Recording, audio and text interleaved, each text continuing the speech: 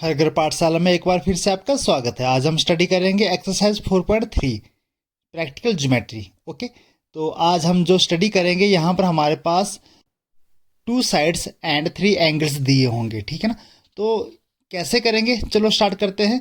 पहला जो प्रश्न है और दूसरा प्रश्न दोनों सेम है, ठीक है, इसलिए मैं दूसरे प्रश्न से स्टार्ट कर रहा हूँ इसको। ओके, तो इसमें क्या दे रखा है, 2 साइड्स हमें दे रखी हैं और 3 एंगल दे रखे हैं। तो इसका करने का ट्रिक मैं आपको बताता हूँ, करना क्या आपने। ठीक है ना, जैसे 3 एंगल दे रखे हैं, ठीक है ना, जैसे PAN, तो आपके पास आपने देखना है कि कौन से हमने लाइन सेगमेंट लेना है। एक PL एक LA है। अब PL और LA में L कॉमन आ रहा है, L कॉमन है, बट L एंगल हमें दिया नहीं है यहाँ पर। अब L एंगल कैसे निकालना है, देखिए हमारे पास एक क्वाड्रिलेटरल में 4 एंगल होते हैं, ठीक है ना, और चारों का जो सम होता है 360 डिग्री होता है, और चारों एंगल का 360 डिग्री हो गया। ओके, बट 3 एंगल दे रखे हैं, तीनों को जोड़ेंगे, 90 + 110 + 85 कितना हो गया, 285। अब 285 360 डिग्री से 285 माइनस करेंगे, कितना आ गया हमारे पास, यस 75 डिग्री। जी हाँ, हमारे पास 75 डिग्री आ जाता है एंगल L। तो हम यहाँ पर एंगल L 75 डिग्री करेंगे।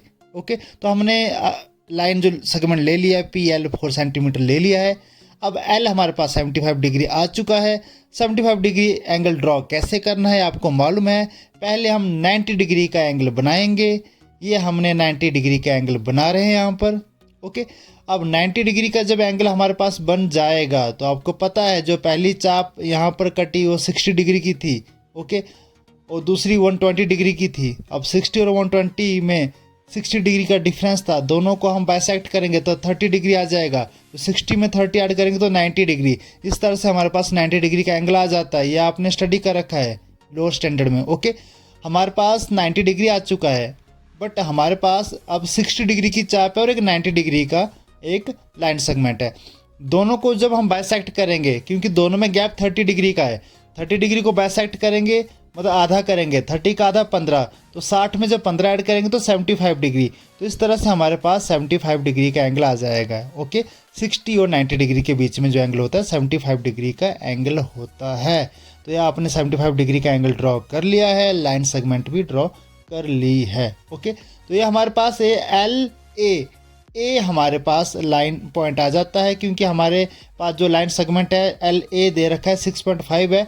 हम कंपास से 6.5 ओपन करेंगे, ठीक है ना, और यहाँ पर जो लाइन सेगमेंट हमारा 75 डिग्री पर जो लाइन सेगमेंट लाइन आई है, ठीक है ना, यहाँ पर 6.5 सेंटीमीटर का एक लाइन सेगमेंट ले लेंगे।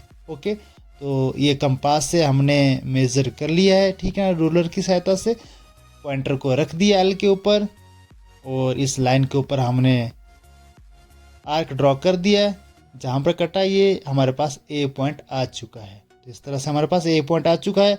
अब A के ऊपर कितना डिग्री एंगल दे रखा है, 110 डिग्री दे रखा है। ओके, तो हम 110 डिग्री बनाएंगे, 110 डिग्री का एंगल बनाएंगे, ठीक है ना। हमारे पास कंपास से भी हम एंगल बनाते हैं, बट इजी वे हमारे पास एक और है, प्रोट्रैक्टर। आपने इसको स्टडी किया था स्टार्टिंग में, ठीक है ना। प्रोट्रैक्टर, ये चांदे की सहायता से आप 110 डिग्री का एंगल बना सकते हैं। मेजरमेंट मैंने आपको पहले पिछली वीडियोस में भी बता रखी हैं, ठीक है। इस तरह से हमने क्या किया, लाइन अलाइनमेंट बेस के साथ कर ली है। ओके, तो हम जो मेजरमेंट करेंगे, जो बेस के साथ जो हमारे पास एंगल जा रहा है, ठीक है ना, 0 डिग्री एंगल जा रहा है, तो 0 से 90 डिग्री आपको पता है कहाँ पर है। तो 90 के बाद 100 और 100 के बाद 110 डिग्री के ऊपर हमने पॉइंट ले लिया है। A पॉइंट से हमने इस पॉइंट को मिला लिया है, एक लाइन ड्रॉ कर लेंगे। ये जो एंगल हमारे पास आता है ये 110 डिग्री एंगल आ चुका है। अब हम क्या करेंगे, हमारे पास फोर्थ जो पॉइंट आ जाएगा यहाँ पर, ठीक है ना, P आ चुका है, L आ चुका है, A आ चुका है, अब N हमारे पास फोर्थ पॉइंट होगा, ठीक है। ये लाइन ड्रॉ कर दी है।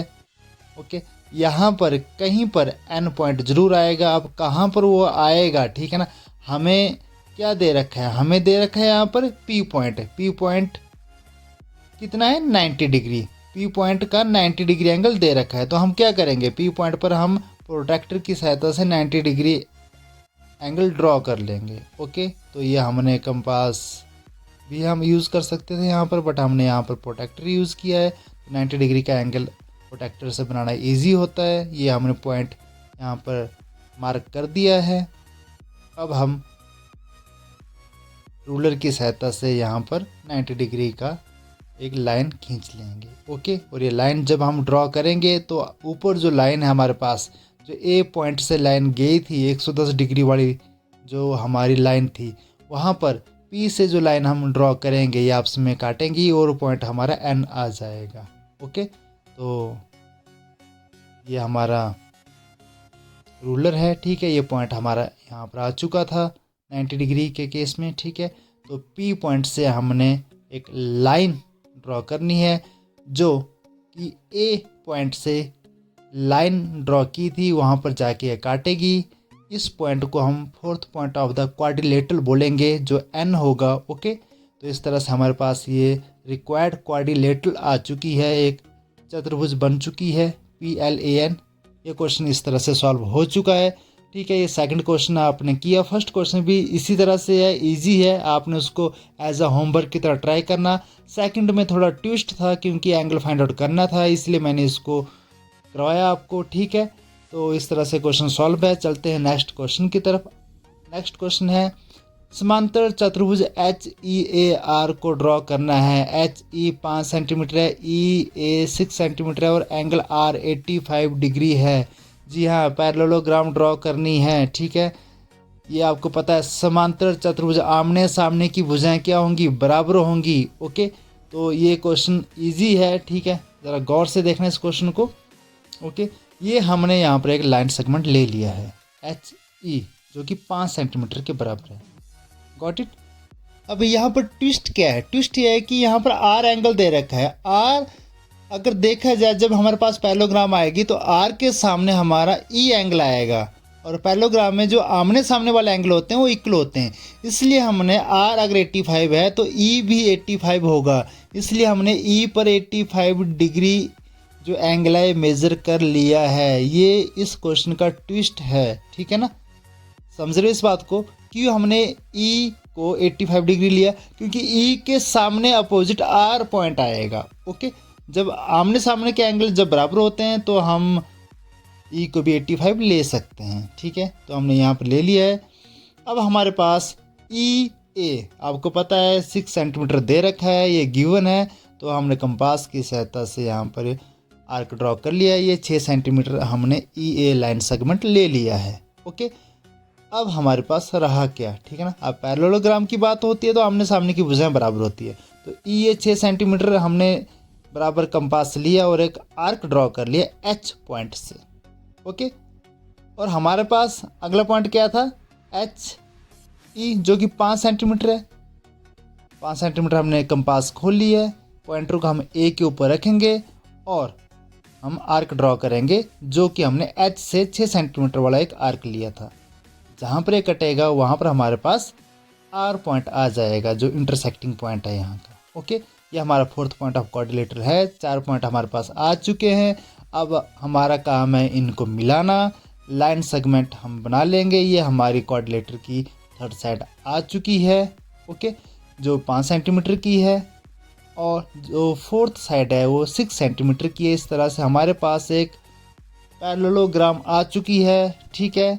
आमने सामने की भुजाएं बराबर होती हैं और आमने सामने के एंगल भी, अपोजिट एंगल जिनको हम बोलेंगे, वो भी इक्वल होते हैं, ठीक है। इसलिए R 85 डिग्री था ना, अब R के सामने E एंगल आ रहा है, इसलिए हमने E को भी 85 डिग्री लिया था। इस तरह से क्वेश्चन हो चुका है कंप्लीट।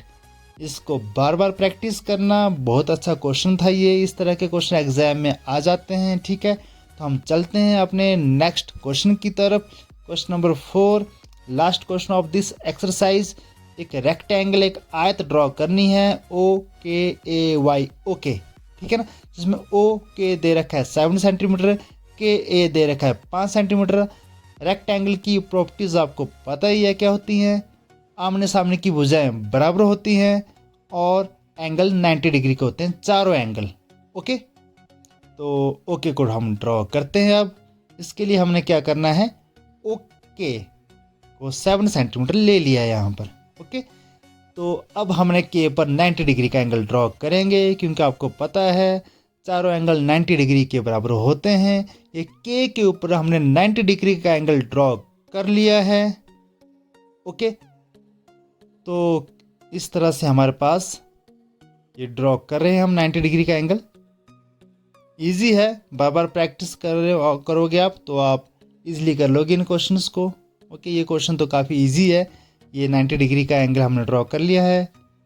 अब रूलर की सहायता से, जिसको हिंदी में पैमाना भी कहते हैं और हमारी लोकल लैंग्वेज में फुट्टा भी कह देते हैं, ठीक है ना, इसकी सहायता से हमने ये लाइन ड्रॉ कर ली है यहाँ पर।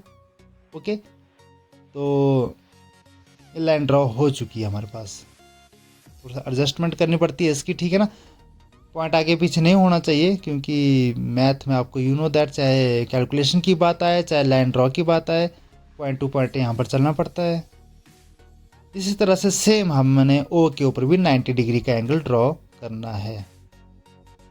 तो ये पहला जो आर्क हमारे पास लगता है ये 60 डिग्री का होता है, दूसरा 120 डिग्री का होता है, यू नो दैट, ठीक है।